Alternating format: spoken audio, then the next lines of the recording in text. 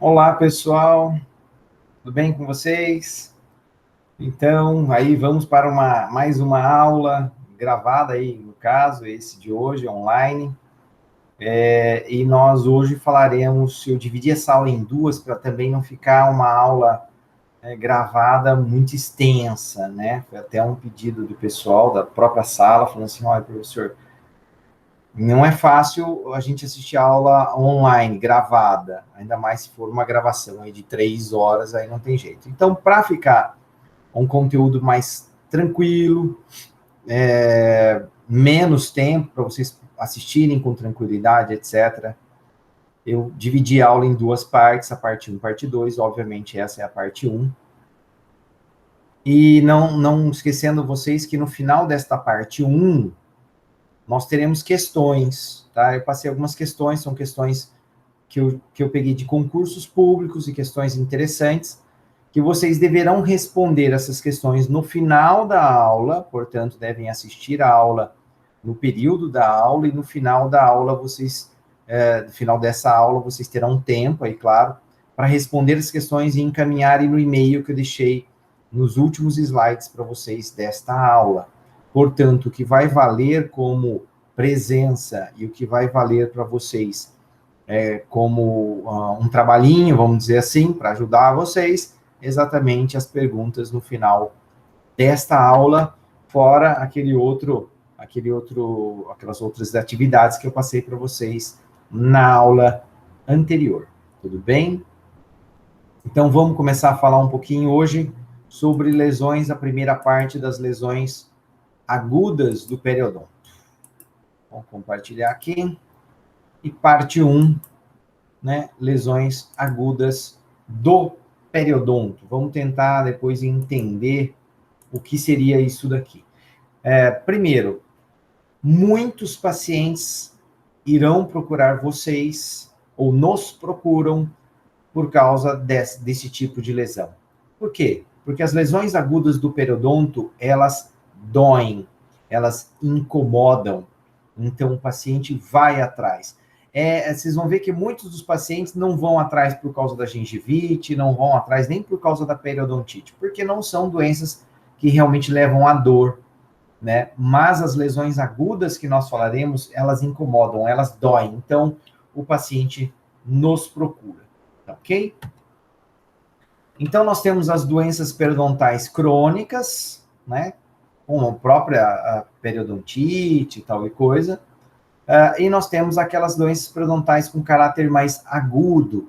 E essas com caráter mais agudo são as situações que nós chamamos de situações de urgência, que urge, que precisa de rapidez, de tratamento imediato. Cuidado com esse termo, né? Entre urgência e emergência. São poucos os casos odontológicos ou de fundo, base odontológica, que nós temos emergência, tá? Porque emergência é aquilo lá onde eu preciso tratar porque o indivíduo corre risco de morrer, né? Como eu disse, poucos os casos na odontologia onde nós temos realmente situações de emergência.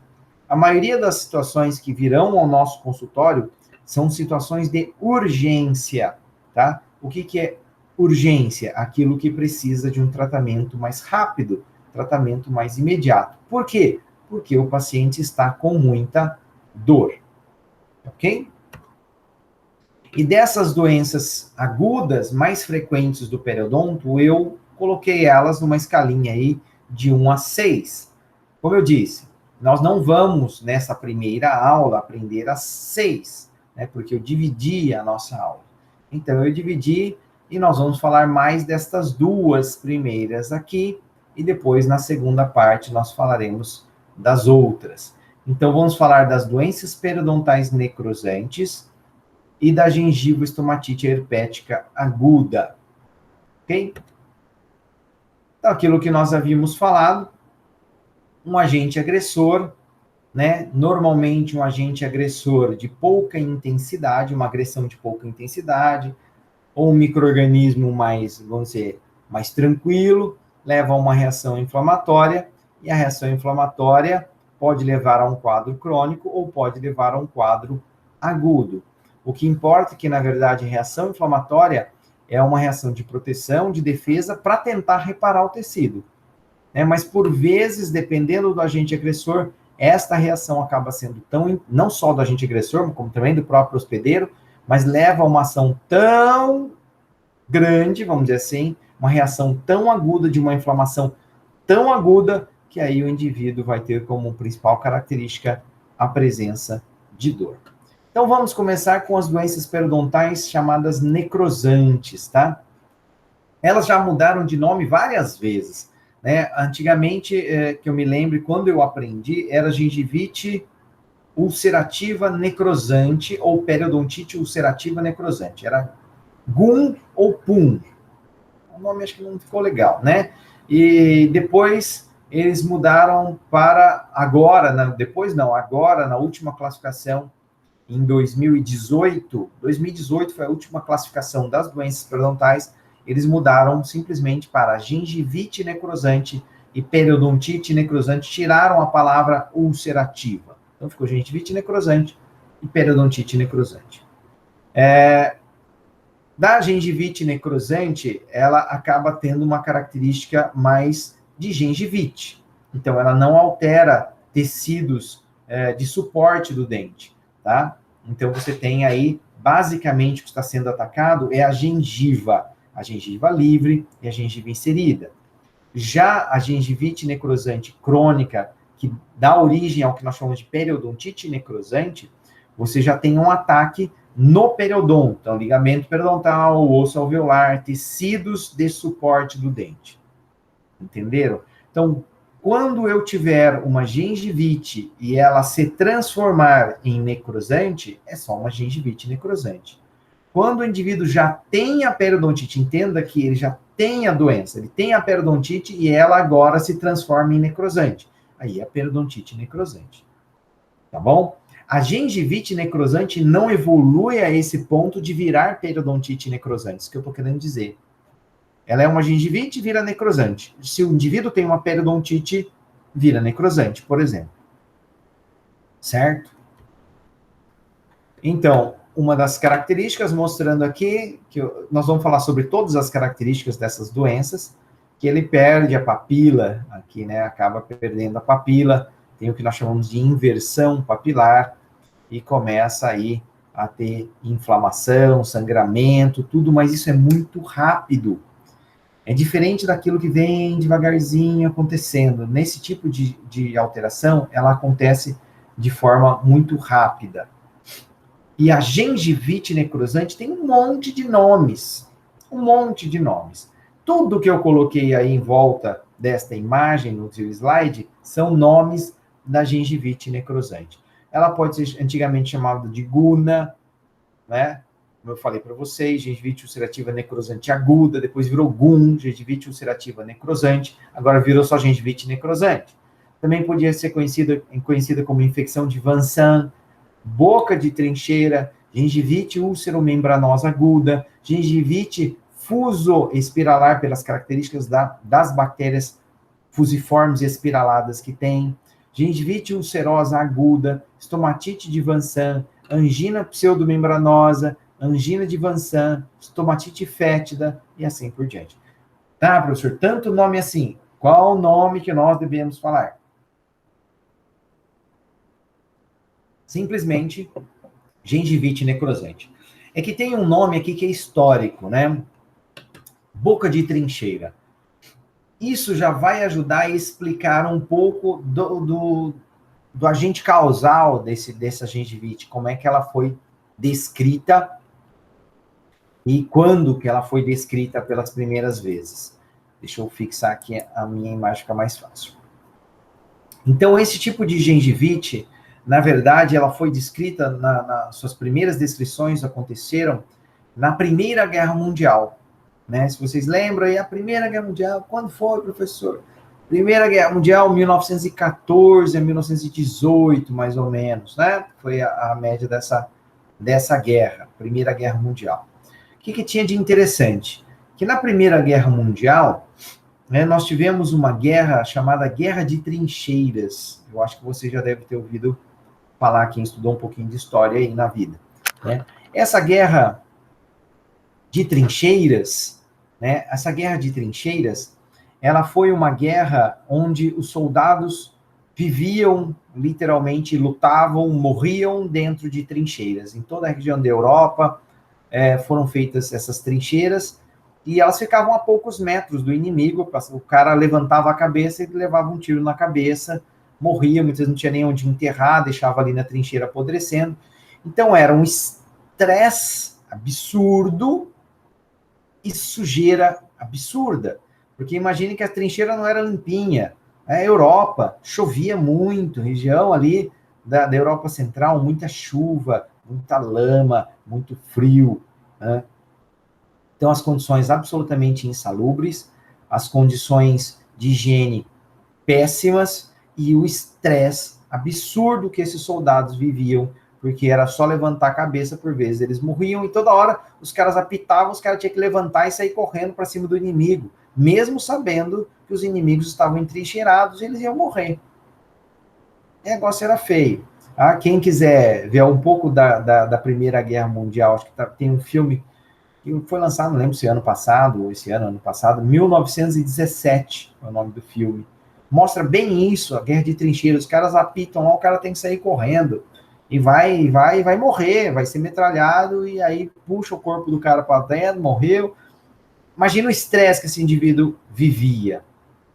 Daí começaram a perceber que muitos soldados não conseguiam lutar, ou estavam doentes. E uma das doenças, em grande quantidade de soldados, era exatamente essa chamada boca, e por isso foi chamada boca de trincheira, que é a gengivite necrosante. O que já mostra que um fator etiológico importante para essa doença na gengiva é o estresse.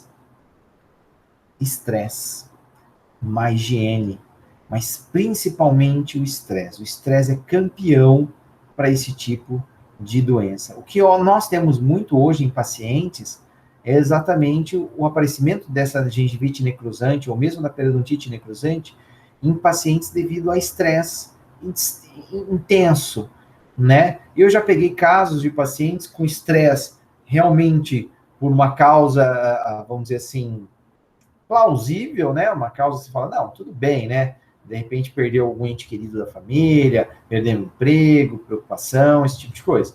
Mas eu também, infelizmente, já peguei casos de gengivite necrosante em pacientes jovens por estresse de internet, de jogos online, de faltas de like, essas coisas, né? Umas coisas assim que você fala, quer dizer, o cara tá tendo um estresse de guerra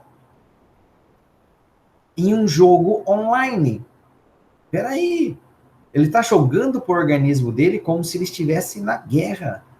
Isso é muito absurdo, né? Mas eu tô falando de casos verídicos, tá? Que eu já atendi de jovens, tá? 16 anos, com esse tipo de alteração, nenhuma outra alteração sistêmica, mas com gengivite necrosante, né? Aí tem que chamar o pai, repensar, ver, ó, pera lá, né? Tira esse menino um pouco do computador, tal, manda para o psicólogo, fazer terapia, essas coisas todas. Então, já adiantei que o estresse é um fator importantíssimo para esse tipo de lesão. Só estresse? Claro que não, por isso que nós vamos continuar explicando sobre ela, tá? Vamos lá.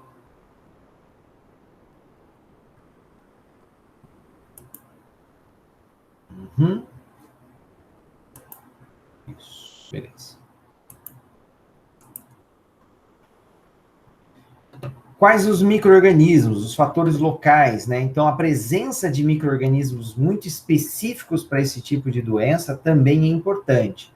Principalmente a presença de espiroquetas e bactérias fusiformes, né? Que são bactérias pontiagudinhas, assim, que parece um palitinho de dente. E as espiroquetas são aquelas maleáveis em forma de espiral, principalmente anaeróbias. Então, nós temos lá muito Fusobacterium nucleatum, Porphyromonas gingivales, Prevotella intermédia, treponemas, que são essas espiraladas, fusobactérias, essas fusiformes, selenomonas e tudo mais. Então, 28% são espiraladas, 29% são cocos e 43% são bastonete, de acordo com lei colaboradores em 1982 aí. Eu coloquei algumas imagens, né? Eu já tinha falado para vocês que essa bactéria, Fusobacterium nucleatum, decore danado desse nome, que isso é importante. Esse micro-organismo anaeróbio aí, ele é extremamente importante, é uma bactéria que faz elo entre as colonizadores iniciais e finais do biofilme dentário, ele é periodontopatogênico e não só causa doença periodontal, mas também ele causa doenças endodônticas de canal também, tá? Fusobacterium nucleatum. Micromonas micros, são essas redondinhas aqui, ok? Pequenininhas são esses cocos, pequenininhos. Nós temos as bastonetes anaeróbios gram-negativos, chamados produtores de pigmento negro, o PPNE, produtores de pigmento negro, que é a Prevotella intermédia e a Porfiromonas gingivales. Prevotella intermédia e Porfiromonas gingivales, e elas produzem essas colônias enegrecidas quando elas estão nesse meio de cultura chamado agar-sangue, porque ele é enriquecido com sangue, tá? Ficam pretas de tanto que elas gostam de hemoglobina, de ferro, de conteúdo do nosso sangue. Por isso que eu falei para vocês na aula que o sangramento gengival, você está dando alimento para essas bactérias periodontopatogênicas. Elas se alimentam disso, elas gostam disso. Quanto mais tiver sangrante, pior, inflamado, para ela, na verdade, mais comida ela tem naquele local, certo? Então, os treponemas são essas bactérias espiraladinhas aqui, né? E a Tannerella forcitense, ou Tannerella forsythia, que são essas bactérias aqui fusiformes. São todas bactérias muito importantes para não só doença periodontal, mas também para gengivite necrosante, ok? Um outro fator local, além das bactérias, é exatamente aquilo que eu falei para vocês, higienização, né? Higiene. Então, a higiene, a má higiene, é um grande agente causal de gengivite necrosante. Então, esse tipo de alteração agudo, essa gengivite necrosante, ela exatamente vai acontecer aonde já existe uma gengivite, tá? Ela não começa do nada, raras as vezes onde ela vai começar basicamente por estresse, mas tem que ter um estresse e tem que ter uma gengivite, tem que ter uma má higiene naquele local. Tanto é que vocês vão ver que o tratamento para essa gengivite necrosante, por vezes, é a remoção desse biofilme dentário, dessa placa bacteriana, daquele cálculo que está presente, e fazendo isso, você já tem uma melhora significativa, principalmente da sintomatologia dolorosa. Já só de remover o biofilme dentário, melhorar a higiene do paciente, você já melhora a dor, porque esta é uma doença que dói bastante.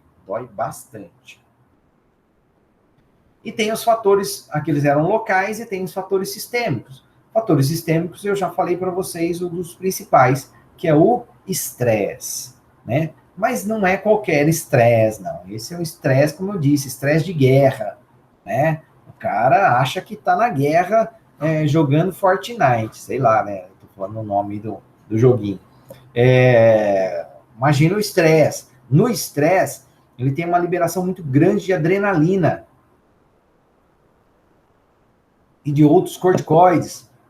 Essas adrenalinas, por vezes, levam a vasoconstrição absurda em tecidos periféricos. Tá? E essa vasoconstrição em tecidos periféricos leva a diminuição de oxigênio na gengiva. E diminuição de oxigênio na gengiva é um prato cheio para bactérias anaeróbias. Tá? Para diminuir a chegada de defesa do nosso organismo, que tem que chegar por vaso. Se o vaso está contraído, não chega. Um outro fator importante, sistêmico, é o tabagismo, tá? Eu não havia falado, mas o tabagismo, ele é um fator que leva a muita vasoconstrição periférica. A nicotina, a cotidina, as catecolaminas, elas são vasoconstritores potentes. E aí, essa constrição na região de gengiva favorece o crescimento desses anaeróbios e dificulta a chegada de células de defesa pelo processo inflamatório. Então, é um fator importante também para o aparecimento de gengivite necrosante. Eu já tive pacientes que tiveram gengivite necrosante utilizando droga, principalmente maconha, tá? Também tem esse tipo de alteração, e outras drogas aí mais potentes, tá certo? E o paciente com HIV/AIDS, né? Esses pacientes imunossuprimidos, de uma maneira geral, também tem uma chance maior de ter gengivite necrosante. Tanto é que a maioria dos casos de gengivite necrosante que eu já atendi muito caso, foram de pacientes HIV positivo, claro, porque eu era responsável, né, por todo o atendimento desses pacientes aqui em São José do Rio Preto, né, lá no serviço de atendimento especializado da Prefeitura do Governo Federal. Então, no paciente com HIV/AIDS, né, a resistência dele, por vezes, está alterada, né, uma debilidade nessa resposta imunológica, e aí, obviamente, existe uma resposta diminuída de polimorfonucleares neutrófilos, da quimiotaxia, da fagocitose dessas células, de macrófagos também, e faz com que o indivíduo tenha uma propensão a ter mais gengivite necrosante. Deixar uma coisa bem clara, não é porque ele é HIV positivo que ele vai ter gengivite necrosante, tá? Claro que não. Mas uma imunossupressão mais um estresse, mais um fator local, uma gengivite pré-existente, realmente, mais um tabagismo, então, nem se fala, a chance é grande de uma hora ele ter esse tipo de alteração necrosante de urgência na nossa periodontia, ok? Então, o diagnóstico da gengivite necrosante vai depender muito do aspecto geral do indivíduo e de aspectos clínicos, tá? Não é uma alteração que eu faça biópsia para mandar para análise. É um diagnóstico eminentemente clínico, tudo bem? Eminentemente clínico, vai depender muito da minha anamnese muito bem feita e das características que eu mesmo enxergo e que o paciente tem, né, de sinais e sintomas daquela alteração. Normalmente, o nosso paciente que chega com gengivite necrosante vai te relatar que ele teve mal-estar, que ele teve, muitas vezes, febre, ou que está tendo febre, ele está com uma doença que meio, vamos dizer assim, um tanto incapacitante, porque dói tanto, incomoda tanto, que ele não consegue fazer as suas atividades normais. Uma dor muito grande. E ele vai relatar que ele está passando por um momento, por vezes, de estresse na sua vida, de preocupações, e que é, com certeza, um dos grandes agentes causais da gengivite necrosante. Ok? Olhando, né, clinicamente falando, você vai ver muito sangramento na região, você vai ver uma inversão de papilas. Depois tem algumas imagens para mostrar para vocês. Inversão de papilas, porque a papila interdental, principalmente nessa região de dentes anteriores, que forma como se fosse um triângulozinho, essa papila literalmente desaparece. Ela perde a papila e fica, ao invés de ter uma papila, a gente chama de inversão papilar, por quê? Porque forma uma depressão. Tá? Ao invés de ter a papila, formam literalmente um buraco nessa região de papila e que nós chamamos de inversão papilar. Tá? Então, aqui, por exemplo, você tem uma necrose e a exposição de tecido ósseo. Essa daqui, quando tem exposição de tecido ósseo, não é gengivite necrosante. Se tiver essa exposição toda aqui, e já tem perda óssea aqui, isso é uma periodontite necrosante. A dor, as características básicas são as mesmas, mas aí tinha uma periodontite, por isso que virou necrosante. Tá? Aqui sim, uma característica de gengivite necrosante.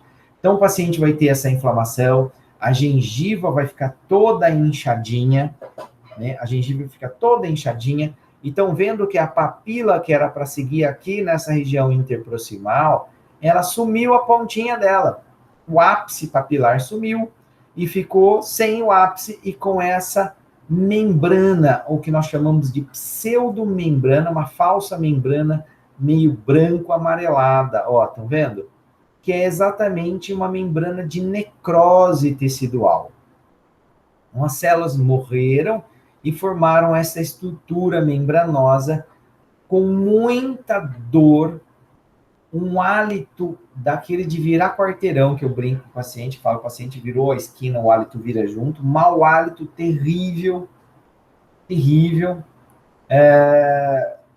O paciente vai falar para você que ele sente como se tivesse uma cunha entre os dentes. O que é essa cunha entre os dentes? É aquela sensação de que você tem quando você come uma manga fiapenta, aquelas manga espada, que a pessoa puxa assim e aquele fiapo entra como se fosse um fio dental e fica enroscado no meio do seu dente. Uma sensação que acho que a maioria de vocês já tiveram, que é horrorosa. Você fica doido para achar um fio dental, alguma coisa para passar, para remover. Imagine a pessoa sentindo isso direto, essa é a sensação. Ou daquela carne que entrou no meio do dente e ficou lá incomodando, doendo, você não tem lá nem lugar para você passar um fio dental, que te dá um desespero porque aquilo está incomodando. É essa sensação chamada sensação de cunha entre os dentes. Então, de novo, o paciente tem uma litose muito evidente, bem evidente, ele vai ter essa inversão papilar, formação dessa membrana, essa pseudomembrana branco-amarelada, tal e coisa, muita dor, sensação de cunha entre os dentes, e ele tem uma outra alteração interessante, que ele começa a sentir um gosto metálico na boca, tá?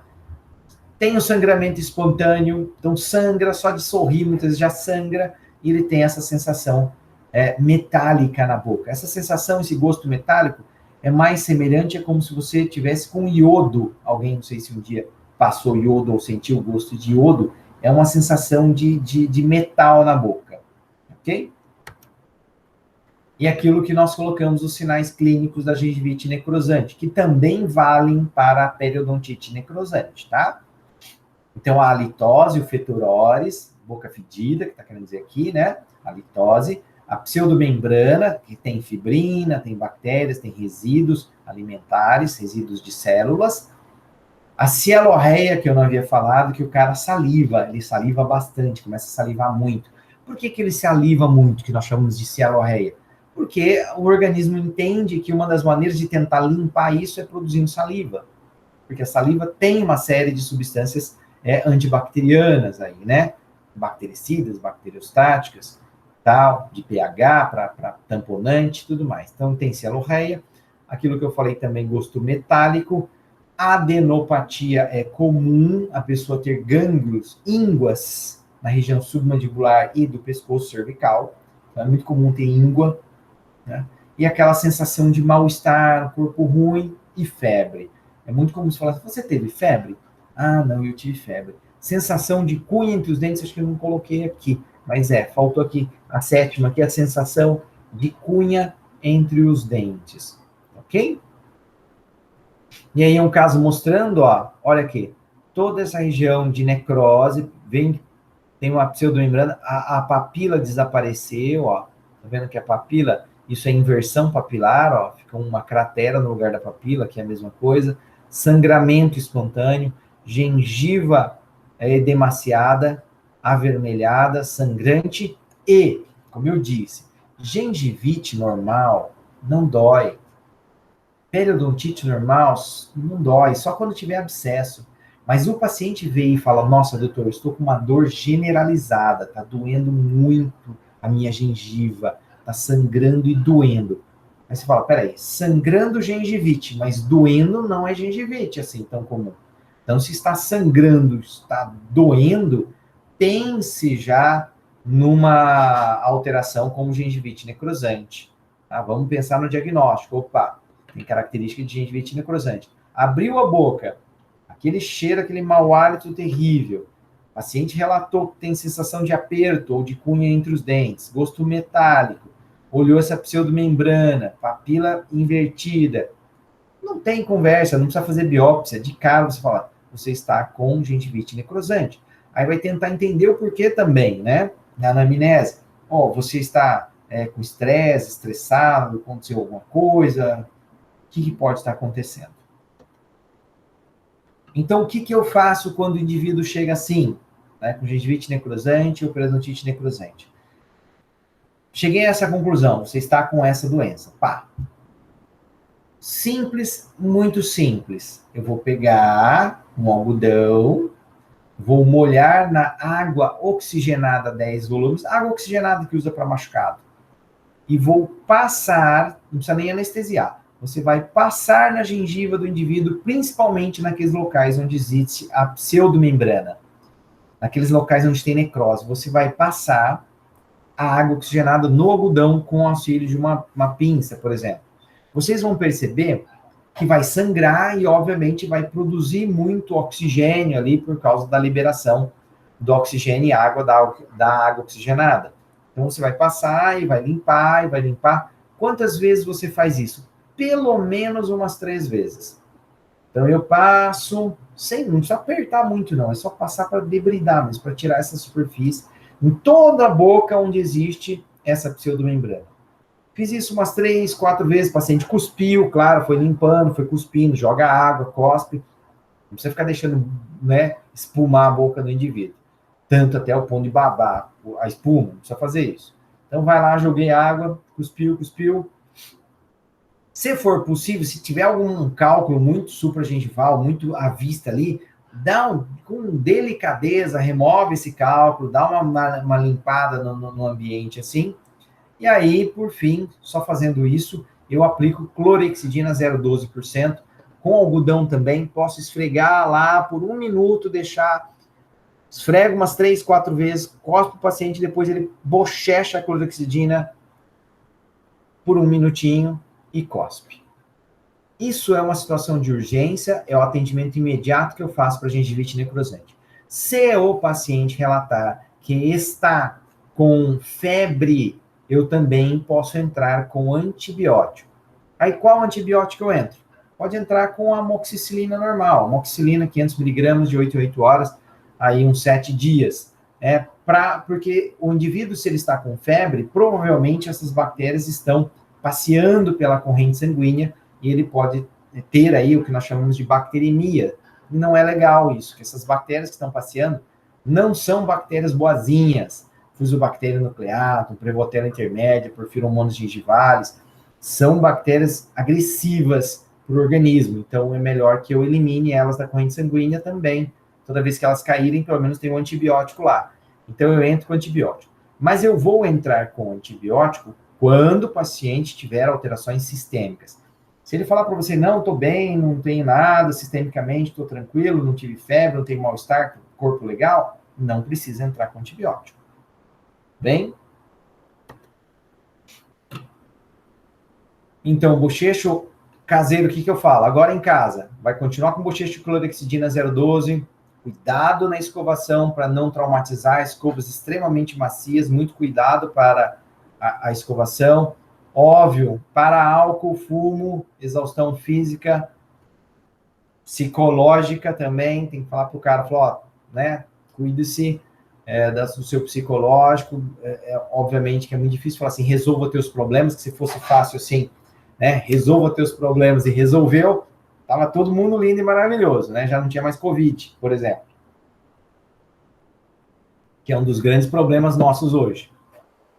Alimentação líquida, nutritiva, energética, então bastante coisa para dar energia para ele, para exatamente ele recuperar os tecidos no local e a sua resposta de defesa. Então, a gente pede, isso daqui é uma terapia chamada terapia de suporte, né? Lá como eu tinha falado, febre ou comprometimento sistêmico, antibiótico. Se está vendo que está meio desnutridinho, complexo vitamínico para melhorar aí a resposta. Uma das vitaminas boas para você melhorar a cicatrização, a resposta imunológica é a vitamina C, tá? Vitamina C. Depois, numa segunda visita, que você pode fazer 5 dias depois, ou até 2 dias depois, aí você vai depender do seu consultório. Na faculdade, como as clínicas são de 7 em 7 dias, é o mesmo dia. Então, numa segunda, a mesma clínica, na outra segunda, provavelmente o nosso paciente vai voltar uma semana depois. Então, a segunda visita vai ser exatamente 7 dias depois. Daí sim, desinflamou, saiu daquela fase mais aguda, você percebe que ele não está tendo mais dor, tal, eu posso dar uma limpada melhor ali, tirar um pouco mais de cálculo, dar uma melhoradinha, tal e coisa. Mas para fazer realmente o tratamento de raspagem, subgengival, tudo mais, eu tenho que esperar uns 30 dias, até que esteja bem resolvido o quadro, o paciente já está mais tranquilo, sem dor, e aí eu passo para um tratamento periodontal básico aí, tá? Mas na segunda visita, dá para eu melhorar aí, ó, vamos escovar melhor, passar um fio dental, tirar alguma sujidade muito mais visível, que você vê, percebe que está atrapalhando, mas realmente o tratamento básico dele, nós fazemos aí umas 4 semanas depois. Então, é só para mostrar para vocês o caso de um paciente, né, meu paciente, no caso, paciente sexo masculino, 16 anos, o Jefferson aqui, HIV positivo por transmissão vertical, ou seja, passou da mãe para ele, não se contaminou na sua vida, já veio contaminar, mas nasceu com HIV, e aí ele decidiu que não queria mais usar o coquetel e parou de tomar coquetel. E no que ele parou de tomar o coquetel, aí você falou assim, peraí, professor, mas ele parou de tomar o coquetel e para morrer, ou ia morrer? Exatamente. É meio que um suicídio, vamos dizer assim. Ele parou de tomar o coquetel, não queria mais tomar o coquetel, não queria mais viver, cansou dessa vida, da vida inteira ter que tomar remédio, estava na adolescência, aí queria namorar, e o pai da moça descobria que ele era HIV, mudava de cidade, mudava de escola, se sentia realmente rejeitado, e tudo aquilo que vocês sabem que acontece aí, de repente, com uma criança HIV positivo. Então, aquele estigma da sociedade, e aí ele decidiu, falou, não quero mais viver, parei de tomar coquetel, e uma das doenças que apareceu inicialmente, quando ele fez isso, foi a gengivite necrosante. Então, ó, percebam que só de abrir aqui, puxar, já sangra a gengiva, uma dor intensa, necrose, inversão papilar, tudo aquilo que nós falamos, ele estava sentindo. E aí, ó, olha aqui a necrose, a pseudomembrana, tudo branquinho aqui, sangrante, dor absurda, mau hálito incrível. E aí nós fizemos aquele tratamento que eu pus para vocês lá, e um dia após o tratamento já não tinha mais pseudomembrana, já um dia, ele é muito rápido a resposta se você fizer o tratamento correto. Entramos com antibiótico, ele estava com alterações sistêmicas, aí melhorou todo o quadro, um dia após o tratamento já estava legal, já não tinha mais dor e tudo mais. Conversei muito com ele sobre o uso do coquetel, a importância de usar, de se manter, que não seria a solução dos problemas dele, muitas vezes, fazer isso, parar de tomar o coquetel, mas aqui já melhorou o quadro, já estava bom, não estava mais sangrando, um dia depois, tá? Mas não teve jeito. O Jefferson, ó, inferior também, ó, um dia depois já não tinha mais nada. Ele continuou sem tomar o remédio e, se eu não me engano, depois dessa foto, acho que uns 3 ou 4 meses depois ele foi a óbito. Um monte de complicações, tal, e é isso. Né? Foi a óbito, um menino de 16 anos de idade. Um outro caso clínico mostrando para vocês que não precisa ser generalizado, tá? Não precisa estar em tudo quanto é lado da boca. Pode aparecer bem localizado. E nesse caso aqui, ele tinha só aqui, ó, incisivo lateral e canino. Entre incisivo central, no lateral, entre central e entre o canino. Então tá aqui, ó. Ele não tinha mais nada, o resto estava tudo bem. Nessa parte ele estava sentindo muita dor. Aí você olha aqui, inversão papilar, um sangramento, pseudomembrana, tudo isso, gengivite necrosante. Não precisa chegar igual dessa foto de livro, tá? Todo danado, com inversão, com sangramento. Nossa, professor, o que eu faço na primeira? Na primeira você vai fazer aquilo que eu mandei, que eu falei para vocês fazerem. Vai sangrar, vai limpar, tal. O que der para limpar de cálculo muito grosseirão, você já tira um pouco, e o resto você tira um pouco mais 5 dias depois, mas o tratamento mesmo 1 mês depois. Mostrando o sangramento, e depois mostrando, depois que passou esse tempo, fez a limpeza, como é que ficou bonitinho. Olha lá como ficou bonitinho. Certo? bonitinho, tá exposto na raiz, mas aí depois a gente pensa, né, melhorando a higiene, de repente fazer um enxerto aqui para ganhar tecido conjuntivo, né, não dá para puxar daqui, porque aqui já é a junção mucogengival, lembra? Aqui já é mucosa, precisa de ceratina, então aqui teria que fazer um enxerto mesmo, muitas vezes de tecido lá do palato, para poder ganhar gengiva inserida, né, tecido ceratinizado, ó lá. Depois de curado. Existem algumas vezes os pacientes ficarem meio da dúvida. Eu acho meio difícil isso acontecer, mas ficar na dúvida daquela dor, se a pessoa está com uma gengivite necrosante ou se está com uma gengivoestomatite herpética. Eu acho difícil, mas tá, no próprio livro fala que existe essa possibilidade de confundir. Eu, particularmente, não acho. Mas como está no livro, eu pus aqui para vocês. Então, assim, gengivite necrosante é muito raro acontecer em crianças. A gengivoestomatite herpética, que nós vamos falar agora, a partir de agora, ela é mais frequente em crianças, é aquela herpes primária, é a prima infecção, é a primeira infecção de herpes que acontece no indivíduo, que normalmente vai acontecer em criança. Não quer dizer que aconteça só em crianças, tá? Febre e mal-estar, na gengivite necrosante pode ocorrer, mas nem sempre. Na gengivoestomatite herpética, por herpes, normalmente você tem febre. Locais de predileção, gengivite necrosante gosta muito de região interdental. Interdental. Papila interdental. Gengivoestomatite, tudo. Pega a língua, pega lábio, pega gengiva, pega mucosa oral, tal. Com relação à lesão e avermelhamento, a gengivite necrosante é aquilo que nós vimos, úlceras necróticas, um eritema mais linear, né, aquela região de papila, de inversão papilar e tudo mais. Na gengivoestomatite herpética, você tem inicialmente sempre a formação de pequenas vesículas, né? Pequenas vesículas são aquelas levações com conteúdo líquido, menos de 3 milímetros, e que se rompem e que viram úlceras, tá? Na litose, na gengivite necrosante, você tem como característica ela, não chega a ser um quadro exclusivo dela, que nós chamamos de patognomônico, mas é característica, e a gengivite estomatite herpética pode estar presente a litose, mas não é o mais comum, ok? E é o que nós vamos falar. Eu já coloquei a diferença entre elas ali no início, só para dar uma introduzida no assunto, e agora nós vamos falar sobre a gengivoestomatite herpética. É causada pelo vírus herpes, nós já falamos isso no semestre passado, na estomatologia. Ela é causada pelo vírus herpes, herpes simples, tanto tipo 1 quanto tipo 2. Antigamente acreditava-se que o herpes simples tipo 1 era apenas para as lesões bucais, e o herpes simples tipo 2 era para as lesões genitais.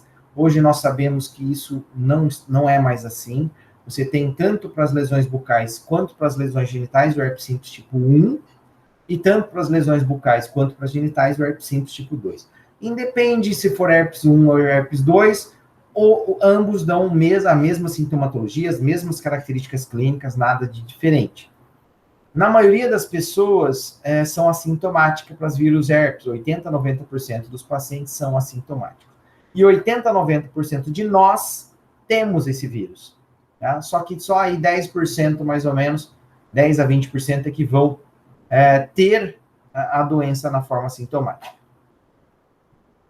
O vírus herpes, ele entra pelos nossos tecidos, normalmente por micro-ranhuras, pela mucosa, por pequenos machucados. Aí ele se replica no local, ele aumenta em número, e aí ele se espalha no nosso organismo, dando muitas vezes uma viremia.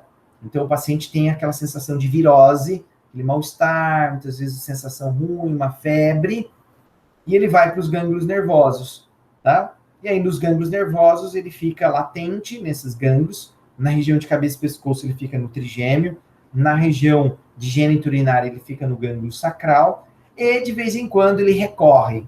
Como assim? Ele volta, ele reaparece, principalmente por excesso de sol. A radiação solar é campeã para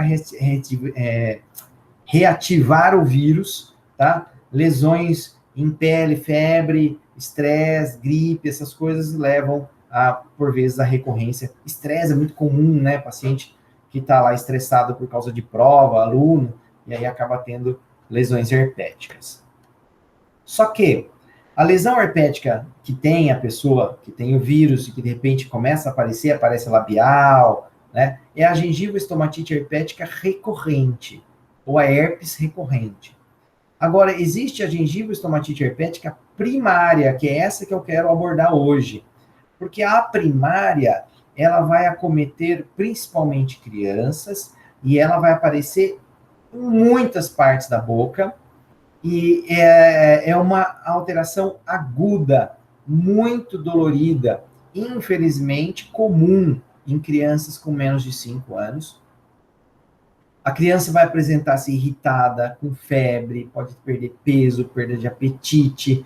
Aparecem essas vesículas em muitas áreas da boca, palato, língua, gengiva, lábio, e todas elas ulceram e viram como se fossem aftas, porque não é afta, que é causado pela herpes, pelo vírus herpes, e isso dói demais, incomoda demais. A criança não consegue mamar, não consegue comer, só chora, se alorreia, saliva, e a mãe desespera e leva, muitas vezes, essa criança para o médico, pediatra, para o dentista, que vai fazer o tratamento correto. Um dos tratamentos que se faz muito errado desse tipo de alteração é a pessoa olhar e falar, ela está com estomatite.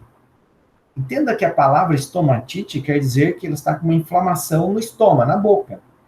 Mas não te diz exatamente qual é a causa da estomatite. Então você tem que falar, tá, tudo bem, a criança está com estomatite. Causada por o quê? Ah, não, é uma estomatite causada por um vírus, provavelmente herpes. Opa, beleza. Então o cara está sabendo o que está acontecendo. Agora, quando ele fala que é uma estomatite e acha que está sendo causada por cândida, aí danou-se. Né? Aí está tudo errado. Por quê? Porque ele vai entrar com nistatina, a nistatina vai agredir mais a boca dessa criança, vai doer mais, vai demorar mais tempo para cicatrizar. Então, cuidado quando vocês virem. Na verdade, quem tem que tratar desse tipo de alteração, de lesões de boca, eu sempre falo para vocês, que são os cirurgiões dentistas, que entendem mais de boca.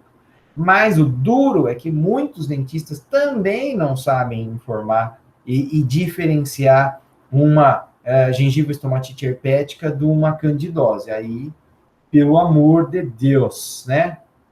Falta de estudar um pouquinho mais. A recorrente que eu falei para vocês, essa daqui também não interessa tanto. O que não interessa hoje para falar para vocês é a aguda, é a primária, a prima infecção, a primeira. Porque a recorrente nós já vimos nas nossas aulas de estomatologia, que é altamente contagiosa, pode aparecer no lábio, pode aparecer em palato, pode ser em outras áreas da boca, mas ela é recorrente e ela não causa, vamos dizer assim, um estrago tão grande quanto a primária, a prima infecção. Então, aqui é uma manifestação de herpes labial, né, num paciente recorrente, né, aquele herpes labial comum, no palato, né, intraoral, pode aparecer em outras regiões da boca. Esta daqui é a manifestação primária, tá? O que eu queria mostrar para vocês é essa daqui. Essa daqui é aquela manifestação primária. Olha aqui a língua. Imagine você que quando você tem uma afta pequenininha lá, já te incomoda, você já começa a salivar, não consegue nem conversar direito, muito menos comer e tal, já te dá aquele incômodo. Imagine uma criança com uma gengiva-estomatite herpética primária, com a boca inteira de úlceras semelhantes à dor de uma afta. Se uma dessas aqui já dói muito, você imagina todo esse conjunto. Quer dizer, que é muito debilitante, é extremamente doloroso para a criança, para os pais que estão vendo o sofrimento da criança, mas que tem tratamento, que se for feito o tratamento correto e rápido, a criança vai sofrer o mínimo possível, porque ela consegue ter uma resolução relativamente rápida. Não precisa ficar esperando o ciclo todo de 14 dias, imagine 2 semanas essa criança assim. Você pode acelerar o processo de cura e cicatrização com medicamentos antivirais, principalmente aí, no caso, o aciclovir, que é o que mais utilizamos para esse tipo de caso. Tá? Aqui uma outra estomatite recorrente, tá? Outra aqui recorrente. Recorrente também, bem grande. Região de olhos também, então quer dizer que não é só na boca que pode aparecer na região ocular, fora dos olhos aqui, nas pálpebras, mas pode aparecer intraocular também.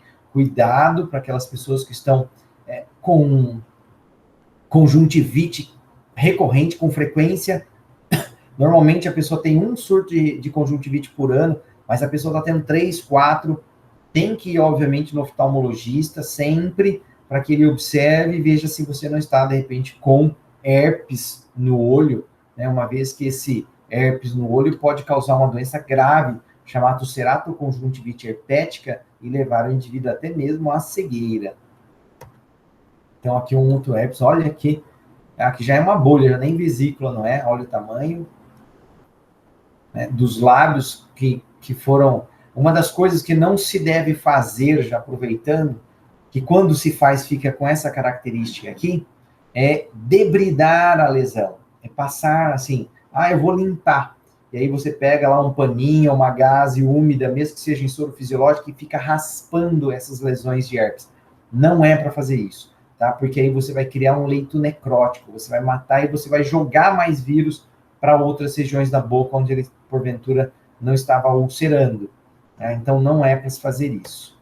Então, aí mostrando que, independe da condição financeira, até a Paris Hilton tem herpes.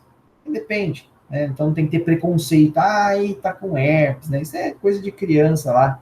Tá com herpes, tá com boqueira, tá com bicheira na boca. Pelo amor de Deus, qualquer um pode ter. Ok? O diagnóstico da gengívea estomatite herpética vai depender também de características clínicas, de histórico, de anamnese, não precisa fazer biópsia num caso desse. Então, você vendo o aspecto e tal, você consegue. Daria para isolar o vírus fazendo biópsia? Daria. Mas aí seriam casos muito extremos. Não há necessidade disso. Só com o histórico, as características clínicas, o aspecto das lesões, você já consegue identificar a lesão e tratá-la corretamente, tá? Tratamento que eu posso utilizar para aquela primária da criança muita hidratação, pedir para os pais para... Comida é difícil, né? Então tem que ser uma dieta bem molinha, hidratar muito bem essa criança, tá? Muitas comidas com bastante energia, então a gente brinca, fala, é sorvete, é vitamina, são substratos calóricos, e quando for alimentar, você pode passar anestésico tópico, então comprar aquele anestésico tópico, né, benzocaína, o que você tiver lá em mãos, pouca coisa, tá? Não é para passar muito anestésico tópico, senão a criança vai ter diarreia com muito anestésico tópico. Pouquinho só, vai dar uma anestesiada e manda o sorvete lá, porque aí ela consegue engolir e tal, e vai ganhando força, ganhando energia, né? Posso substituir a escovação por bochecha com bicarbonato de sódio, até com uma solução salina de leve, não muito sal, que vai dar, muitas vezes, uma proteçãozinha ali, diminui um pouquinho a dor, ou se não, só com água mesmo, tá? Só com água mesmo.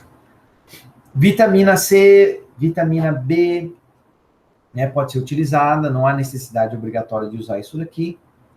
Nunca utilizar corticoides e antibióticos, porque eles não têm ação. Na verdade, o corticoide piora muito a situação. E, na verdade, o medicamento correto para se utilizar na gengiva estomatite herpética, que é aquela prima infecção, e no herpes recorrente, é o aciclovir, que é o que a gente mais usa, é o mais comum. Tem outros antivirais aí que funcionam, mas o aciclovir é tranquilo. 200 miligramas 5 vezes ao dia, durante 7 a 10 dias, sendo que não há necessidade de tomadas noturnas, ou seja, não precisa acordar de madrugada. Então, ele vai dividir essas 5 vezes durante o seu dia. E existe solução para crianças também, tá? Para o herpes recorrente, aquele labial recorrente, o tratamento é mais sintomático, tem gente que coloca gelo, éteres. Eu não gosto muito disso, simplesmente eu gosto de usar o aciclovir mesmo, que pode usar pomada né? Ou comprimido, se tiver muito alterado, doendo muito, tiver muito extenso aquela lesão, você pode entrar com para gengivite recorrente por herpes, você pode entrar com o comprimido de 200 miligramas, sem doses noturnas, né, 5 vezes ao dia.